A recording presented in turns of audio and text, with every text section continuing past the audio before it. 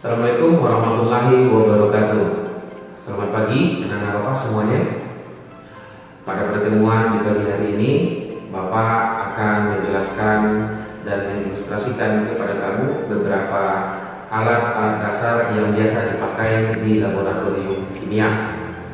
Jadi mungkin dulu sewaktu di SLTP, anak-anak Bapak semuanya belum pernah memakai alat-alat tersebut, karena memang dulu di SLTP belum ada pelajaran kimia secara spesifik, masih tergabung di pelajaran IPA.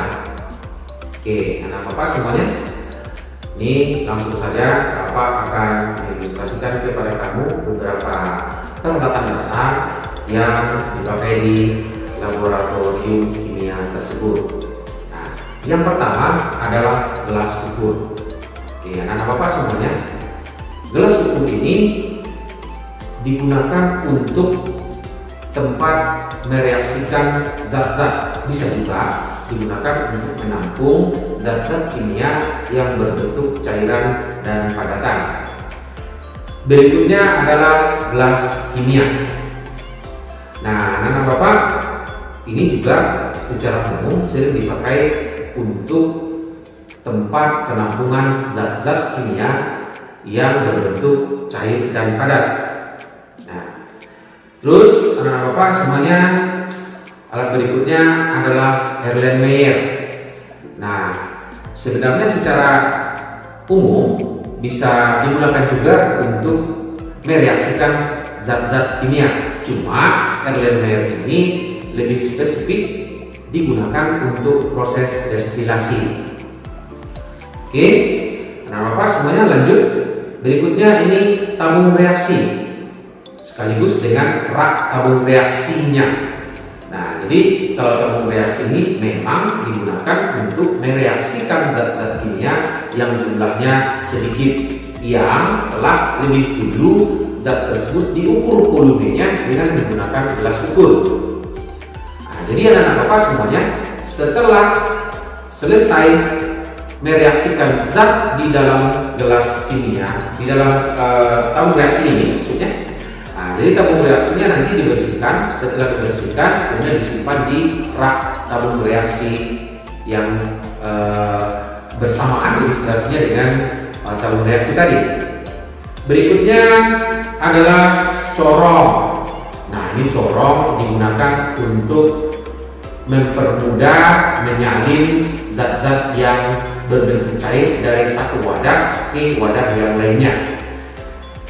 Berikutnya adalah pembakar spiritus. Nah, anak Bapak kalau di rumah mungkin memakai kompor gitu ya.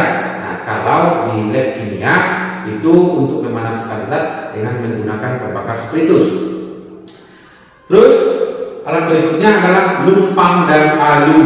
Nah, lumpang dan alu ini banyak ini kita jumpai di apotek-apotek, biasanya digunakan untuk menghaluskan obat-obatan. Nah, di laboratorium kimia juga digunakan untuk menghaluskan zat-zat yang berbentuk padat supaya menjadi lebih halus dalam bentuk tepung sehingga luas permukaannya semakin besar. Seterusnya pipet tetes.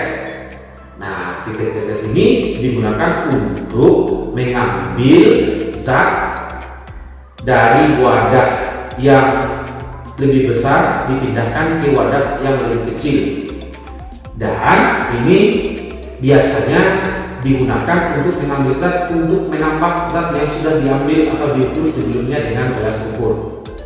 Oke, anak-anak Bapak, berikutnya labu didih. Nah, seperti gambar ini biasanya digunakan untuk memanaskan zat-zat yang perlu reaksi pemanasan. Jadi zat tersebut dimasukkan ke dalam labu didih ini, seterusnya dipanaskan. Bisa dengan pembakar bunsen, juga bisa dengan pembakar spiritus. Seterusnya buret. Nah, buret ini anak Bapak digunakan untuk menampung zat yang sudah diketahui volume dan molaritasnya, atau bahasa lainnya itu adalah zat standar. Biasanya ini digunakan untuk proses filtrasi. Terus anak Bapak, pH meter. Nah, Jadi nanti kita akan belajar tentang asam, tentang basa di SMA di kelas 11 tepatnya nanti. Nah, jadi untuk mengukur, menentukan berapa pH dari zat atau suatu zat itu yang kita pakai di laboratorium, kita memakai pH meter ini. Oke, seterusnya anak bapak, ini kertas saring. Nah, ini kertas saring ini kalau pakai KPKP ini sekarang sudah banyak dipakai untuk membuat espresso. Jadi nanti kopinya digiling, kemudian sebelum dimasukkan ke dalam gelas yang kecil disaring. Nah, kira-kira fungsinya sama dengan itu. Di laboratorium kimia juga digunakan kertas saring untuk menyaring zat-zat yang masih ada pemotornya, sehingga nanti pemotornya bisa dipisahkan dari zat yang diinginkan. Nah, jadi anak bapak, untuk pertemuan pada pagi hari ini, inilah ilustrasi tentang beberapa peralatan dasar yang ada di laboratorium kimia yang wajib anak-anak bapak ketahui. Terima kasih. Assalamualaikum warahmatullahi wabarakatuh.